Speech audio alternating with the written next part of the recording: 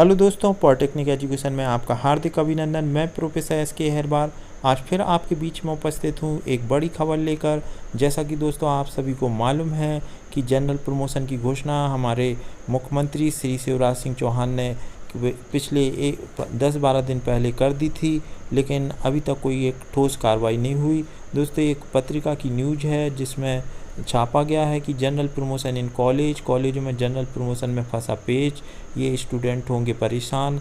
दोस्तों, ये न्यूज़ है 2 जुलाई 2020 की। तो दोस्तों, ये कॉलेज में जो जनरल प्रमोशन में फंसा पेच, इसमें कुछ नियमों की अधिनियम नहीं बने हुए हैं, इस कारण से ये परेशानी आ रही है। कॉलेज विश्वविद्यालय किस नियम के तहत जनरल प्रमोशन दे। तो जबलपुर की ये न्यूज़ है दोस्तों। कॉलेज में जनरल प्रमोशन की शासन की घोषणा से विश्वविद्यालय और कॉलेजों के लिए उलझन खड़ी हो गई है। विश्वविद्यालय जहां परेशान है, इस तरह की घोषणा का विश्वविद्यालय अधिनियम में कोई प्रावधान नहीं। कॉलेज परेशान है कि बिना नियम कायदों के कैसे छात्रों का रिजल्ट तैयार करें। घोषणा हुए करीब एक पखवाड़ा हो गया है।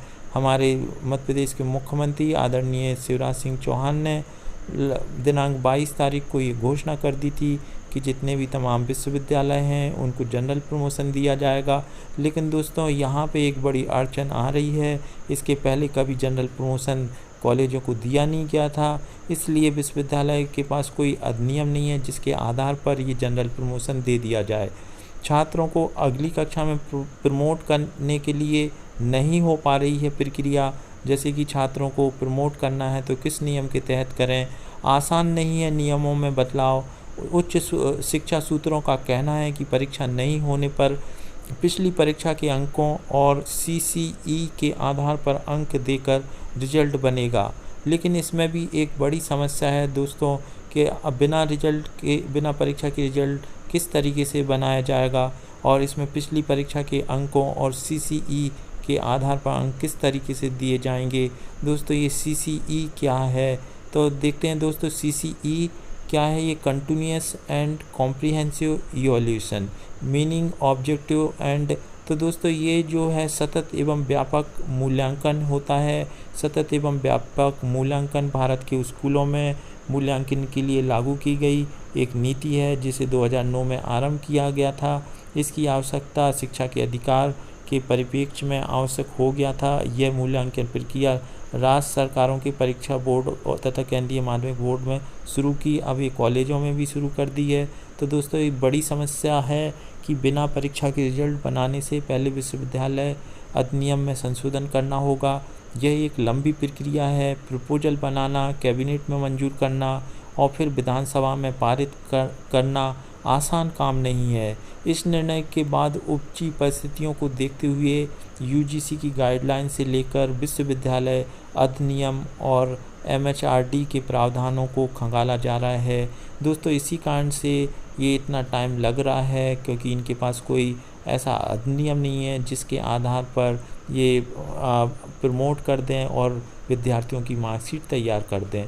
अधिनियम में संशोधन। जानकारों के अनुसार मध्य प्रदेश के गठन के बाद बिना परीक्षा के रिजल्ट बनाने जनरल प्रमोशन देने की स्थिति आपदा या युद्ध में भी नहीं बनी। 70 साल में पहली बार 2020 में कोविड संक्रमण के कारण छात्रों की सुरक्षा के लिए बिना परीक्षा के रिजल्ट बनाना जरूरी है। अधिनियम में बिना संशोधन किए जाने पर कोर्ट में चैलेंज किया जा सकता है। ऐसे में कानूनी समस्या खड़ी हो सकती है। तो दोस्तों, ये जायज़ प्रॉब्लम है। बिना अधिनियम बनाए, बिना अधिनियम में संशोधन किए प्रमोट किया नहीं जा सकता है। थोड़ी लंबी प्रक्रिया है। अगर बिना अधिनियम के अगर कॉलेज जनरल प्रमोशन दे देता है तो भविष्य में स्टूडेंट को ही परेशानी आ सकती है, क्योंकि कोई भी दूसरे लोग जैसे मान लो कोर्ट में चले गए, चैलेंज कर दिया, तो फिर छात्रों के भविष्य पे एक बड़ा खतरा मंडरा जाएगा। इसलिए इसको अधिनियम को पारित करवाना बहुत ज़रूरी है। उच्च शिक्षा विभाग की ओर से इस संबंध में गाइडलाइन तैयार की जा रही है। दिशा निर्देश प्राप्त होते ही विश्वविद्यालय की ओर से आवश्यक कार्रवाई की जाएगी। ये कुल सचिव हैं रानी दुर्गावती विश्वविद्यालय के डॉक्टर दीपेश मिश्रा का कथन है कि जब तक शासन गाइडलाइन तैयार की जा रही, लेकिन शासन की ओर से अभी कोई मतलब दिशा निर्देश नहीं मिले हैं, इस कारण से ये देरी हो रही है। ये महाकौशल कॉलेज की प्रभारी प्राचार्य हैं, इनका कहना है कि छात्रों का रिजल्ट तैयार करने को लेकर अभी स्थितियां स्पष्ट नहीं हैं। अभी हम शासन के निर्देशों का इंतज़ार कर रहे हैं, इसके बाद ही आगे की कार्रवाई होगी। तो दोस्तों, घोषणा तो कर दी, लेकिन शासन के कोई निर्देश विश्वविद्यालय के पास पहुँचे नहीं, इसीलिए असमंजस की स्थिति है और विद्यार्थी भी काफ़ी परेशान हैं, क्योंकि जनरल प्रमोशन की घोषणा होने के बाद भी। दोस्तों देखें, ये हैं उलझनें। कोर्स में प्रत्येक वर्ष में अलग अलग विषय रहते हैं। ऐसे में पिछली परीक्षा के प्रदर्शन के आधार पर नए विषयों का आकलन कैसे संभव है? जनरल प्रमोशन के लिए पिछली परीक्षाओं के सर्वश्रेष्ठ प्रदर्शन के आधार पर नंबर देना है, प्राप्तांक अंक, या फिर इंटरनल असेसमेंट प्रोजेक्ट के नंबर का आकलन करना है?